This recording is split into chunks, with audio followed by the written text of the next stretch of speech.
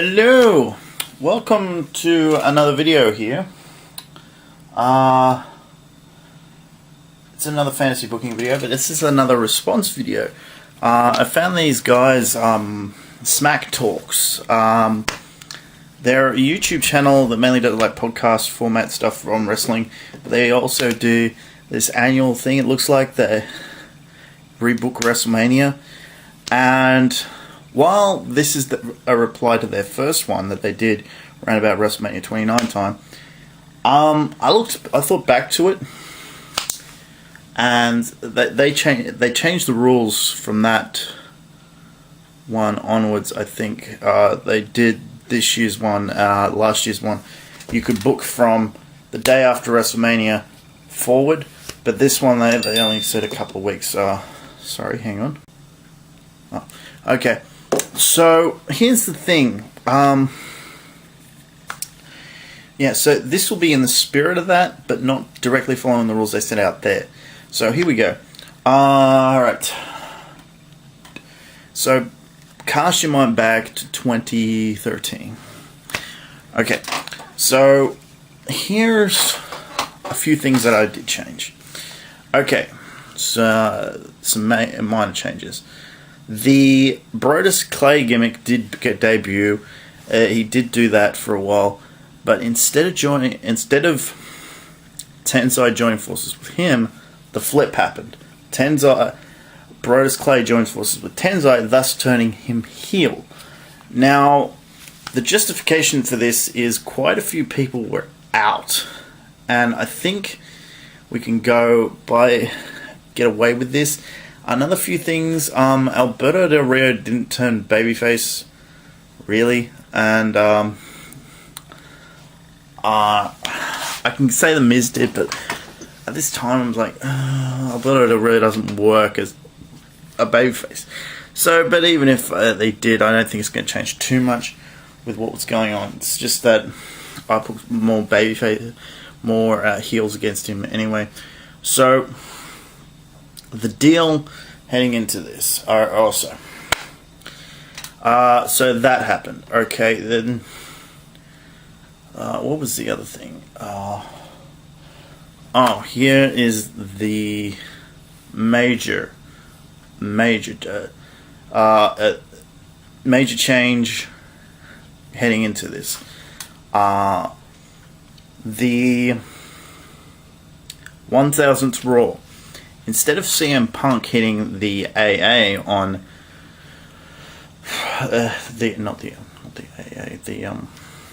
Go to Sleep, the GTS on The Rock, it was actually John Cena hitting the AA on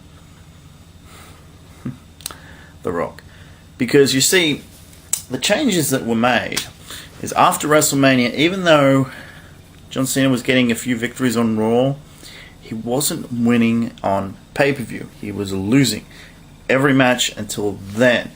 Now, he may have had a few losses against CM Punk in rematches, but also for the title. But he started getting a few wins here and there, but he still was clearly affected by the victory that The Rock gave over him.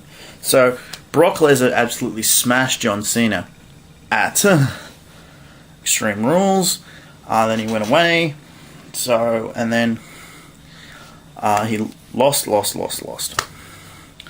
So he turns on The Rock, smashes him in the ring, and Rock's like,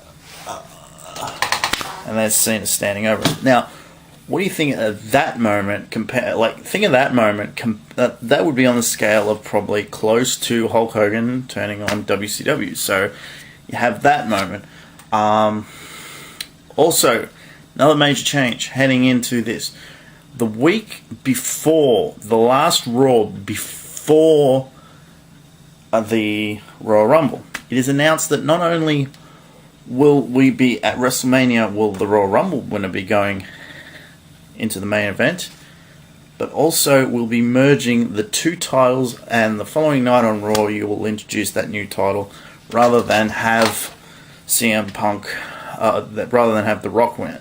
Also, Rock is not challenging for the title here. He is instead the special guest referee in the WWE title match. Because a new contender's come up and he's been pretty good so far. So, we kick off the show, the Royal Rumble, with Team Hell No, Daniel Bryan and Kane versus the Rhodes Scholars. I know it's the same match. I figured, why change it? And this is the beginning of, if it hadn't already happened by now, because I wasn't watching back then, but I was keeping my ear to the ground, and I can't really remember, but this is the beginning of the babyface turn of both guys. Daniel Bryan is sort of embracing the love for the yes, yes chants. Kane's sort of going along well. But I think later on, Kane will turn heel. Then you go, and by the way, Team Hell No wins. Alberto Del Rio versus Shamus. Alberto Del Rio goes over, and he's still heel at this point. I prefer him heel, so I'd keep him heel the whole time. Then we... And again, the build-ups for these is just like simple, like it's the Challenger of the Month type thing. The main story is going to be going into WrestleMania, affected by these. Alberto would win. Del Rio is winning by submission. If I could give him a new submission hold, that'd be cool, but I haven't got one in mind, so right now it's still the armbar. But then we go to the WWE title match. Special guest referee, The Rock, CM Punk versus Jack Swagger. Now, again, this is pretty much the first time in person The Rock has shown up. He's been kind of taunting John Cena, calling him a wussy for attacking him from behind, stuff like that. Doing a bunch of like stuff The Rock does. But he hasn't been, Cena hasn't replied back to him yet at all. So, in this match, CM Punk versus Jack Swagger. Jack Swagger's been kind of developing a little bit of a win streak here. The main idea of this is to sort of put Jack Swagger over without him getting the belt. Like, he looks really strong, but he's not going to win the belt. And CM Punk wins with the GTS. There's a reason for that. Because, yeah, there's a reason for that. Just trust me. Also, so CM Punk wins. He's got Rock's raising his arm. CM Punk gives the ring to The Rock. Rock does his whole thing like this. Lights go out. Cena comes in. Whack! With a chair. And you don't actually see it, but you hear it. And maybe you have the announcers say, "Oh, Cena's in the ring."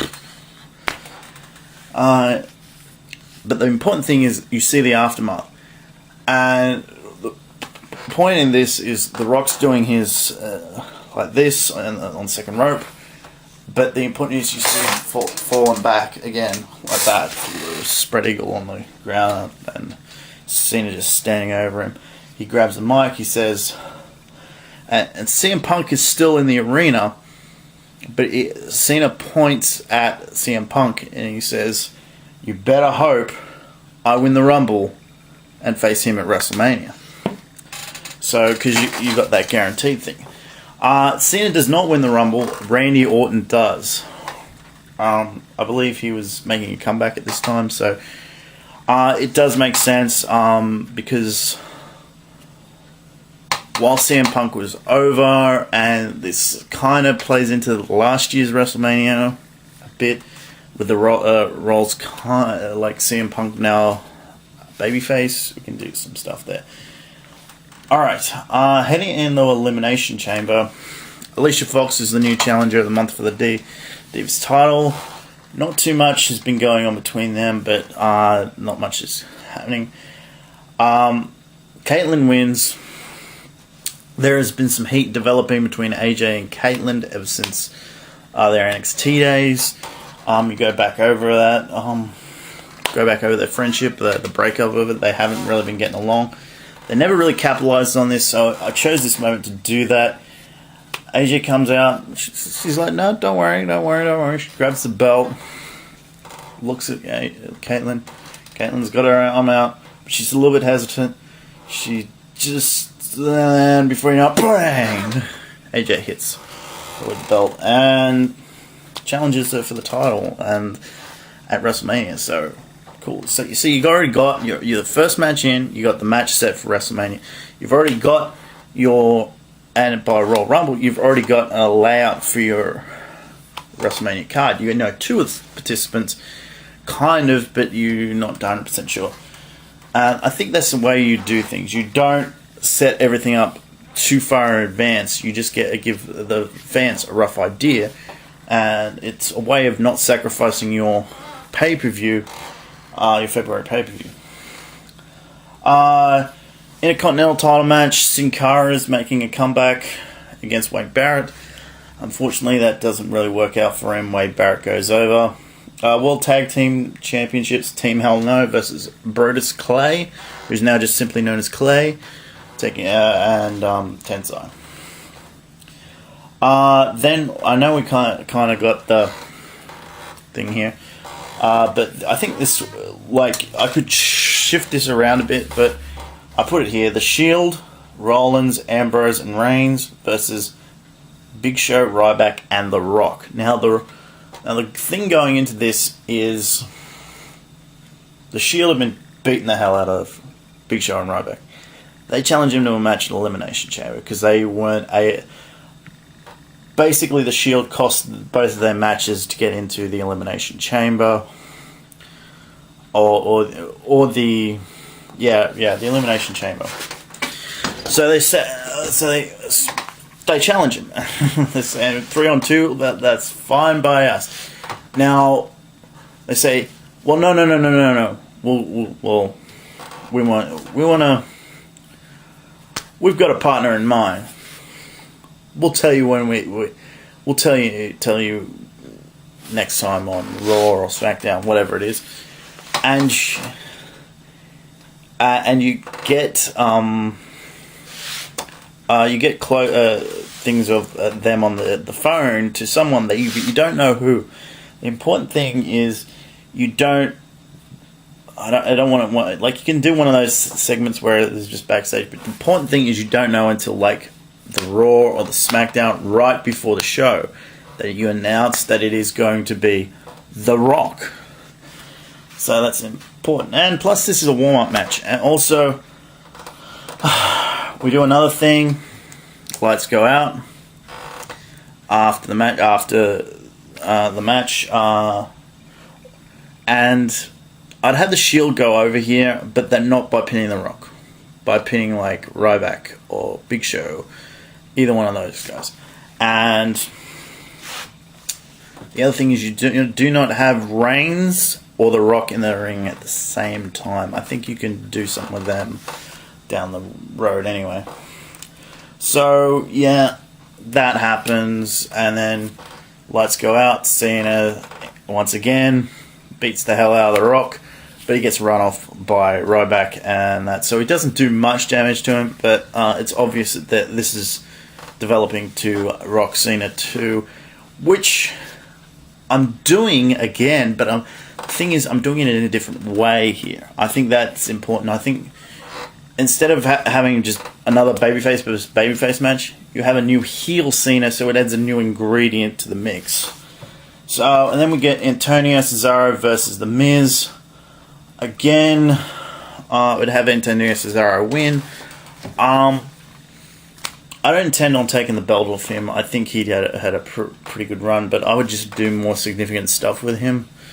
The Miz would kind of be like, I was the best U.S. champion in a long time, and you're nowhere near as good as I was, sort of thing.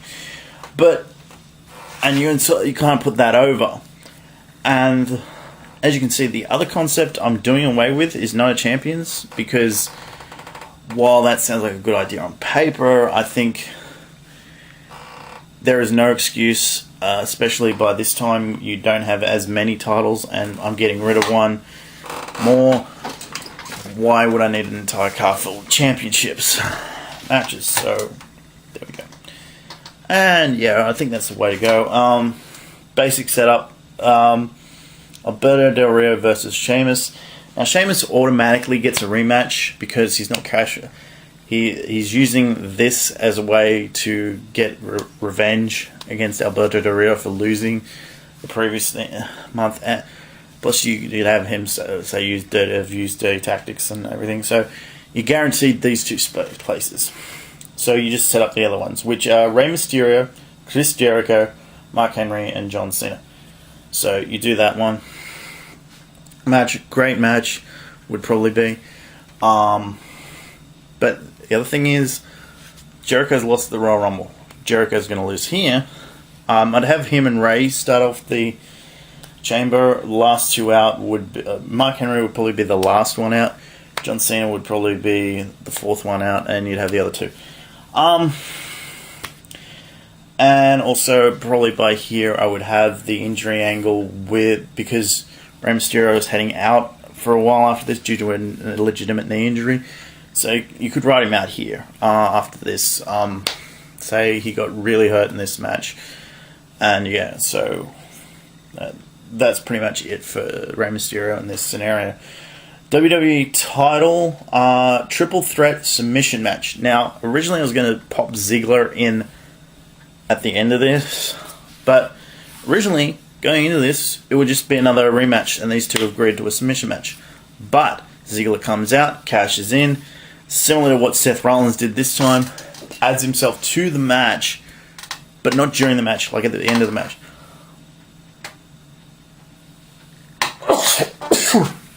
Excuse me. Yeah, so Ziggler cashes in here. The idea being he guarantees himself a spot at WrestleMania. He doesn't lose. I think it's important that CM Punk pins Jack Swagger again, so you can set up something that Ziggler would get a rematch. So, and the important thing is Ziggler does well here. He does a lot of cool selling, but he keeps coming back.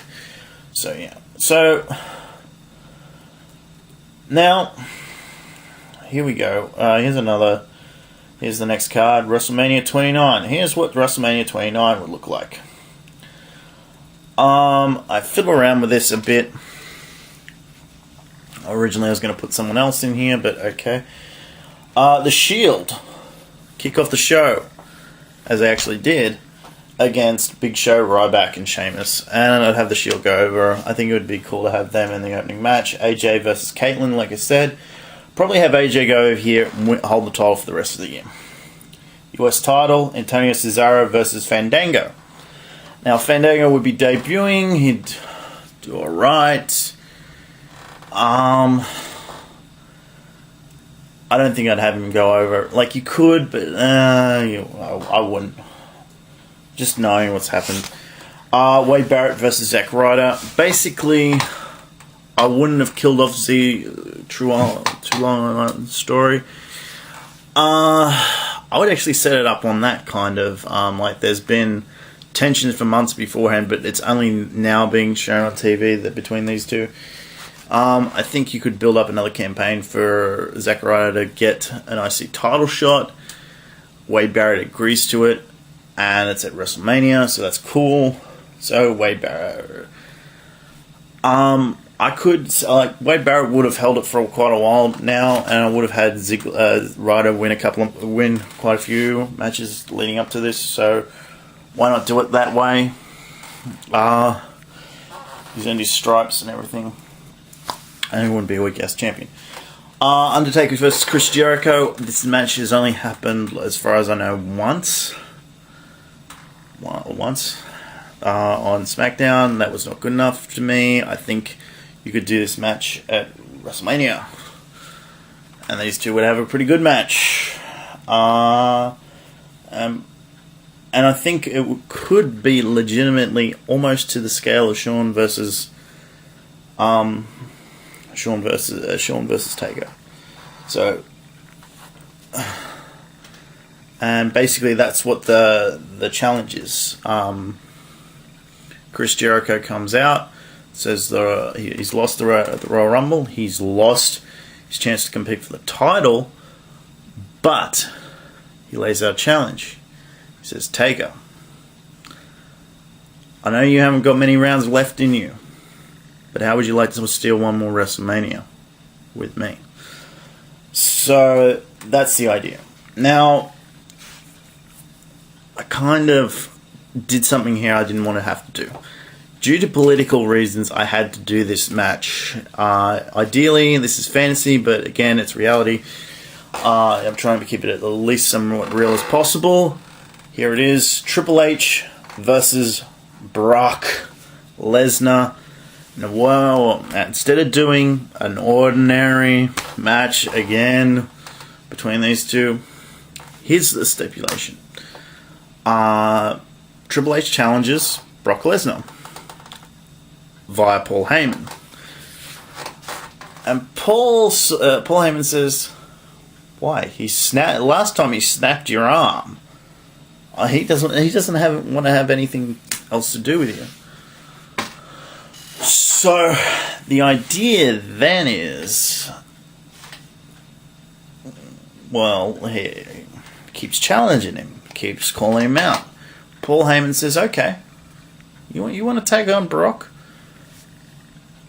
It'll be in a steel cage in Brock, so it's in Brock's world. Like, you'll take on, you're going to enter Brock Lesnar's world, kind of in a steel cage match. So the idea is Triple H wins by climbing out, but both men are beaten up pretty bad. I would hope that there would be some sort of blood here, the hard weighing, but if there's not, it's alright. It's not a big deal. But the important thing is that Triple H just climbs out of there. He's scared out of his mind. He's even backpedaling. Like, he wins the match and he's like... Because the important thing is to keep the heat on Brock. He's going to be going... I think this would be a much better way of setting up WrestleMania next year. Because it was going to be against Taker. So, here we go. There we go. Four corners match. Now, I've announced three teams for this. I'm going to keep one a mystery. Because, okay, you got Team Hell No, Kane and Bryan, Clay and Tensai, and Dolph Ziggler and Big E. The idea here is Dolph couldn't get into that match, so him and Big E blow their way into this match. Clay and Tensai want a rematch. I know I included the Divas match on there, so at least the Divas got a match. And I put it early on, so I figured, well, they'd time the match out really well, so here we go. I've actually timed out the show pretty well. I figured if I put this many matches on a 4-hour show, there shouldn't be any problems with it. So you got this match for the tag titles. Justin Gabriel has entered this match, and it's publicized that Tyson Kidd is injured. But Justin Gabriel says, "Don't worry, I've got a partner." And everyone's wondering who his partner is. He just keeps saying it's a mystery partner. It's a mystery partner. So, who is it? He just keeps saying it's a mystery. Him and his partner are the last two out. So Justin Gabriel comes out on stage. His music hits, and people putting out, it's Heath Slater, it's Kurt Axel, it's this person. Then he reveals it's Sin Cara. So I got Sin Cara on there. The main reason is they're two high flyers, and you could still call them international airstrike, the new international airstrike. So that's why I did it. And plus, it's in a tag match. I know people didn't really like Sin Cara, but I think this would be cool. Then you do Rock Cena 2. Have Rock go over again. no, you have Cena go over. Possibly set up another one. Like the important thing, like you could do the Cena heel turn and then do the turn back. Here you have Cena go over, work pretty much babyface style, and at the end they shake hands and he's can say, "Now I'll put it behind me," and everything. So the main event now is Randy Orton, CM Punk, and Alberto Del Rio. Now I figured you got someone from the championship match from the previous year, the world title match, and you got Randy Orton, CM Punk, proven commodity, so you're not risking anything. You got your marquee player in there, and well, I think you could have Randy go over here. I think you could have babyface Randy go over here. That'd be cool. You could have CM Punk go over, but the important thing is CM Punk's been in the main event, so it wouldn't be such a big deal for him. So he wouldn't be wrecking himself next year to try and lobby to be in that main event so much. So that's cool. I figure that does it. I think that gets the job done. So let me know what you think. I will put this up in the comments of that other guy's video. I'm probably not going to upload this right now. I still got some WrestleMania 3, WrestleMania 31 stuff to watch over. So not right away, but this will get up pretty soon. See ya.